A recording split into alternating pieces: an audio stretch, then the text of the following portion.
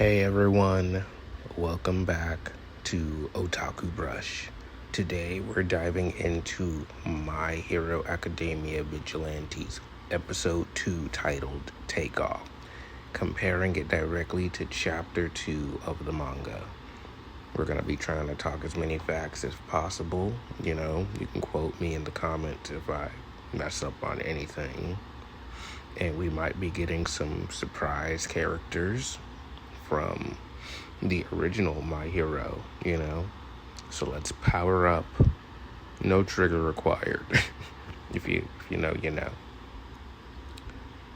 First up, the toy dealer. The toy dealer. I don't know why this guy was in a park. That's just sketchy. It's just a dude in a kid's park from what it looks like. Yeah, there's other adults there, but it looks like he could possibly have children there. And he just carrying around a suitcase with toys, trying to solicit them to anyone. We find out this is going to have a major twist later, because at first he comes off so, just weak and, mild-mannered. And both the manga and the anime, though, Knuckle Duster interrupts this suspicious guy carrying a suitcase of hero action figures. Like I said, he seems harmless until those figures hiding syringes of trigger, the power boosting, reasoning robbing drug, let's be honest, and they're in kids' toys, which means he was either planning to sell this to either people that knew what it was or even willing to give it to children, kids with parents, or just the most crazy things. In the manga, Koichi accidentally knocks this suspicious suitcase over, not revealing the syringes, but revealing the toys, really. And that's all Knuckle Duster needed to see. Immediately tries to knock this dude out. He's trying to see his tongue and everything. If you've seen the episode or read the manga or anything, he's like, let me see your tongue. If I can't see your tongue, you're getting punched. The anime stays on point, complete with visual emphasis on the toys and everything, and Koichi apologizing and trying to actually calm Knuckle Duster down. We actually get a little bit more with that because the anime gives it a more fluid type of scene. Bottom line, the dealer twist is accurately translated, retaining its full narrative impact. Because right now you're just thinking maybe Knuckle Duster needs to calm down, maybe they got the wrong guy.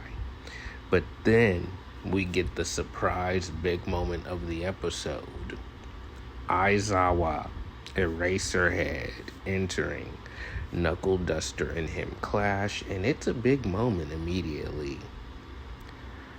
We're talking big guns, already. Eraserhead in both mediums. He burst in just as Knuckle Duster is confronting the dealer / salary man.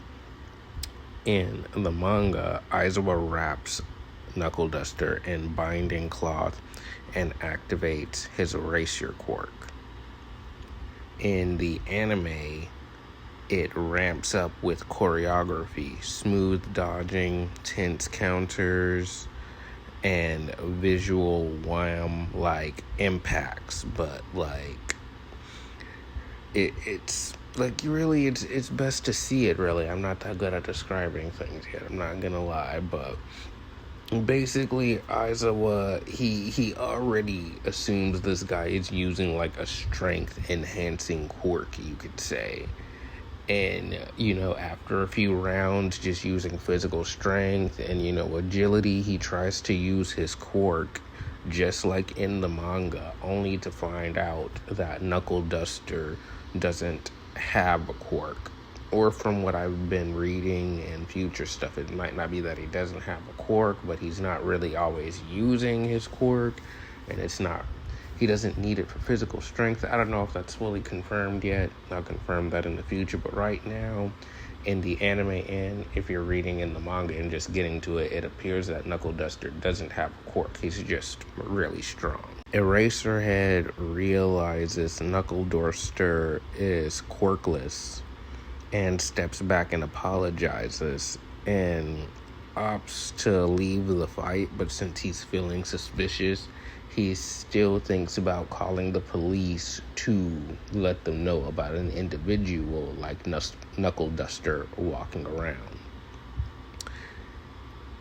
Why it matters: this scene confirms Knuckle Duster's power comes from skill and drive and not a quirk, mirroring classic Batman parallels, but also some other dangerous elements of the show with his drive and over eagerness to use his strength for things that, might be like, should be handled by the police. Not might be, most likely should be handled by the police, really.